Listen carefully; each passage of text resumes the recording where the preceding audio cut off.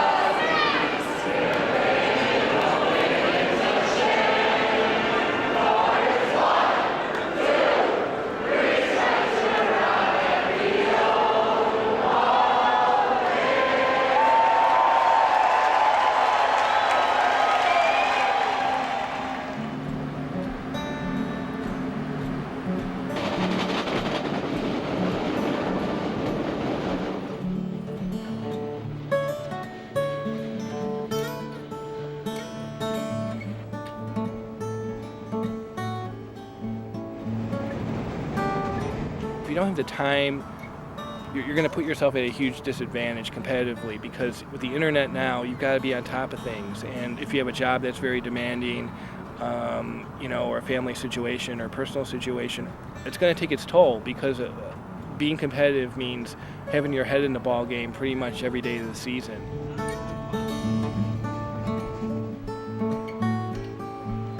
I don't go more than 1 or 2 days without keeping up on player news and transactions and that sort of thing. It's like a week in, week out kind of thing.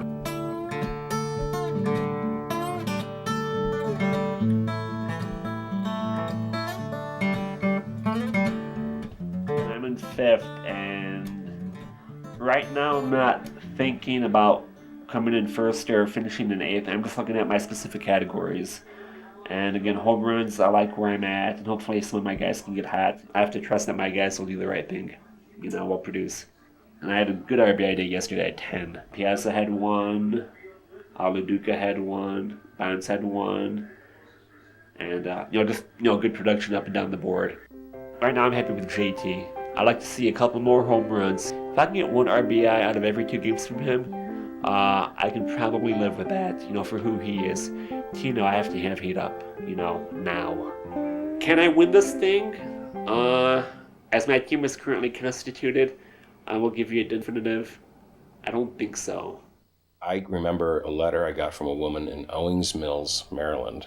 Dear Mr. Okrent, thank you for inventing your stupid game. It has destroyed my marriage. I've moved out on my husband. And, that she's the one who found me. I mean, who knows how many others. Before baseball entered our life, you go out for dinner, you have a bottle of wine, you're coming home, you're feeling amorous, life goes on. Now we go out, have a nice bottle of wine, come home feeling warmly, Walter goes and turns the computer on, and he's there for 45 minutes.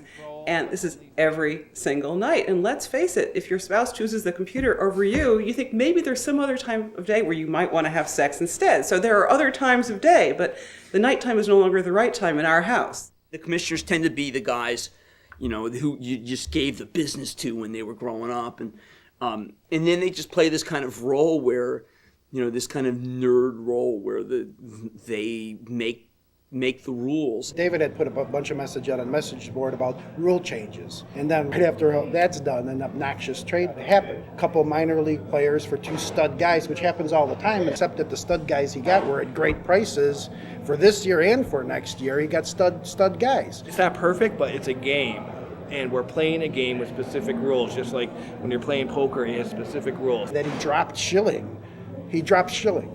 He's a really good guy, nice guy, doing things like that, but you get a double-edged sword on this stuff. You're finagling things, then you finagled it too much. Well, now you're going to try to backtrack it, and you're waffling yourself backwards and forwards. Come on, why is he dropping him?